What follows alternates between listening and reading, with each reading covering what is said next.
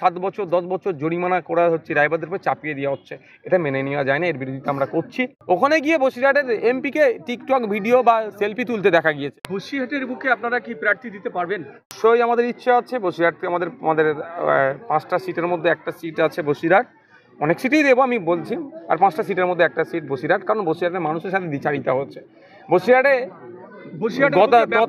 তথাকথিত একটা সংখ্যালঘু পরিবারের মহিলাকে নিয়ে এসে দাঁড় করিয়ে ভোট চুরি করা হয়েছে। বসিরহাটের মানুষ ধর্মনিরপেক্ষ মানুষ, শুধু সংখ্যালঘু বা সংখ্যাগুরুর এখানে ব্যাপার ছিল না, কিন্তু যেভাবে এদের সাথে দ্বিচারিতা করানো হয়েছে, বসিরহাটের মানুষের চা পাওয়ার কথা পার্লামেন্টে শুনতে পাইনি। ওখানে গিয়ে বসিরহাটের এমপিকে টিকটক ভিডিও বা সেলফি তুলতে দেখা গিয়েছে। বসিরহাটের মানুষের কথা শুনেনি বা বলেওনি। তো আগামী দিনে বসিরহাটের মানুষরা তৃণমূল কংগ্রেসের ফাঁদে পা দেবে না। তো বিজেপিকে তো পরাস্তই করবে, সাথে সাথে তৃণমূল কংগ্রেসকে পরাস্ত করবে। আগামী দিনে আইএসএফের প্রার্থীকে বসিরহাট থেকে জয়ী করে লোকসভার মধ্যে পাঠাবে মানুষের হয়ে কথা বলার জন্য। বসিরহাটের বুকে যেভাবে সন্ত্রাস সৃষ্টি হয়, আপনাদের প্রার্থী ভোটাররা কি ভোট দিতে যেতে পারবে ভোট কেন্দ্রে? দেখুন, ওটা ইসিআইয়ের দায়িত্ব হচ্ছে সুনিশ্চিত করা, মানুষের রায় মতামত প্রদানের সুব্যবস্থা করে দেওয়া হচ্ছে। এটা দায়িত্ব হচ্ছে ইসিআই আশা করব ইলেকশন কমিশন অফ ইন্ডিয়ার হাতে থাকবে, তখন আর রাজ্য পুলিশ থাকবে না, সেন্ট্রাল ফোর্স থাকবে। যে গুন্ডা মস্তান যেগুলো যারা গণতন্ত্রকে হত্যা করে, তাদেরকে ধরে জেলের মধ্যে রেখে শান্তিপূর্ণভাবে অবাধ নির্বাচন করে দেখিয়ে দেবে যে মানুষের মতামত দেওয়ার যে জায়গাটা আছে, সংবিধানের 326 ধারায় উল্লেখ আছে, 18 বছরের ঊর্ধ্বে ভারতীয় নাগরিক হলে ভোটদান করতে পারবে, তার সুব্যবস্থা করে দেবে। প্রশাসন যদি সন্ত্রাস রুখতে না পারে, আপনার দলের কর্মীরা কি রুখে দাঁড়াবে? দেখুন, গণতন্ত্রকে রক্ষার জন্য আমরা গণতান্ত্রিক প্রক্রিয়াতে অবশ্যই কাজ করব।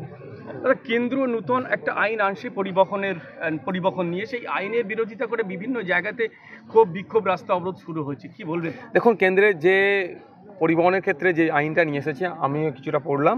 আমি মনে করলাম ওটা ড্রাইভার ভাইদের সম্পূর্ণ বিপক্ষে গিয়েছে। আমিও ড্রাইভার, মধ্যে মধ্যে আমাকেও গাড়ি চালাতে হয়, আরও ড্রাইভার যারা আছেন তাদের সম্পূর্ণ বিপক্ষে গিয়েছেন।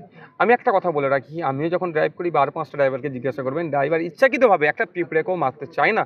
অনেক ক্ষেত্রে আপনারাই অনেকে খবর করেছেন যে একটা কুকুরের বাচ্চাকে বাঁচাতে গিয়ে গাড়ি সমেত পাল্টি খেয়েছে, তাহলে প্রাণ গেছে। তাহলে সে ইচ্ছাকৃতভাবে, মানুষ তো মারা তো দূরের কথা, কুকুর বাচ্চাকে মারতে চায় না। তাহলে যেভাবে 7 বছর 10 বছর জরিমানা করা হচ্ছে, ড্রাইভারদের উপর চাপিয়ে দেওয়া হচ্ছে, এটা মেনে নেওয়া যায় না। এর বিরোধিতা আমরা করছি। আমি আশা করব কেন্দ্র সরকার এই বিলটাকে নিয়ে বিবেচনা করবেন।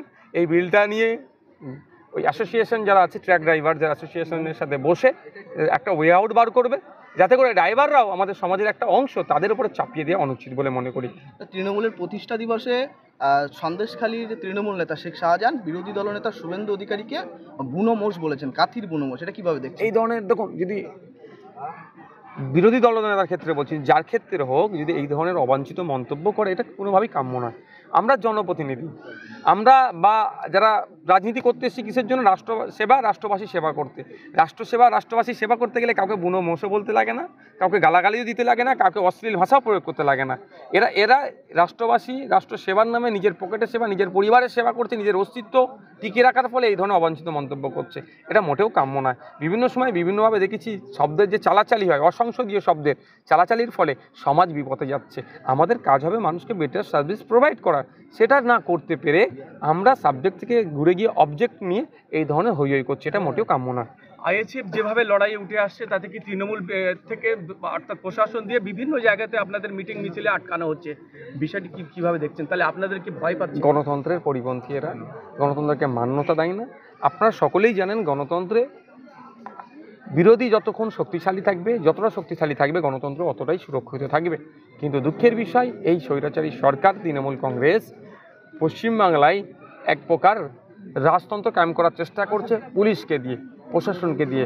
আমাদের যেখানে কার্যকলাপ চলছে, আমাদের কর্মীদের নামে কোনো জায়গায় মিথ্যা কেস, কোনো জায়গায় মারধর করে বিভিন্নভাবে আমাদের কার্যক্রমকে আটকানোর চেষ্টা করছে।